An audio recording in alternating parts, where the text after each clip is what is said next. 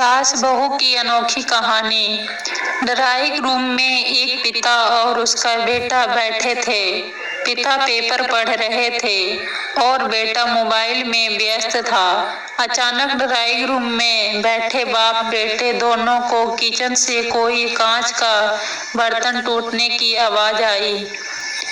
आवाज से बेटे को कोई फर्क नहीं पड़ा, किंतु बाप के कान खड़े हो गए। बाप ने तुरंत बैठे बैठे सवालों के तीर छोड़े।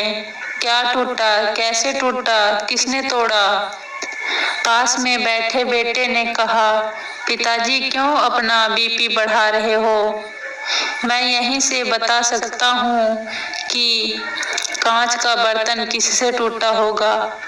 बाप ने कहा, बेटा बीपी तो बढ़ेगा ना, क्योंकि वो बर्तन फिर से खरीद कर तो मुझे ही देना पड़ेगा। चलो तुम बताओ, बर्तन किसने तोड़ा होगा?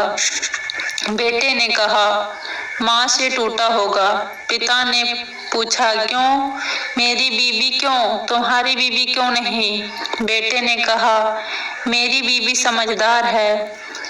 पिता का मन नहीं माना तो तुरंत किचन की ओर चल पड़े। वहां जाकर पूछा कि बर्तन किसने तोड़ा, तो उनकी पत्नी सामने आई और कहा, मुझसे टूटा है, क्या करोगे? उन्होंने कहा कि कुछ नहीं करूंगा, मैं नया खरीद कर दूंगा, मगर चीजें संभाल कर इस्तेमाल करना।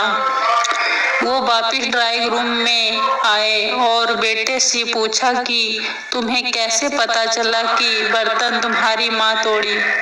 बेटा ने जवाब दिया, अगर बर्तन बहू से टूटता तो पीछे से तुरंत डांट की आवाज सुनाई देती, मगर बर्तन माँ से टूटा, इसलिए पीछे से कोई आवाज नहीं आई। किचन रूम का हाल आपको बताते हैं। ससुर के जाते ही बहू ने सास के पैर पकड़ लिए और कहने लगी, माँ जी आप बहुत अच्छी हैं, हर बार आप मेरी गलतियाँ छुपा देती हैं। दोस्तों, कहानी का सार बड़ा ही सिंपल है।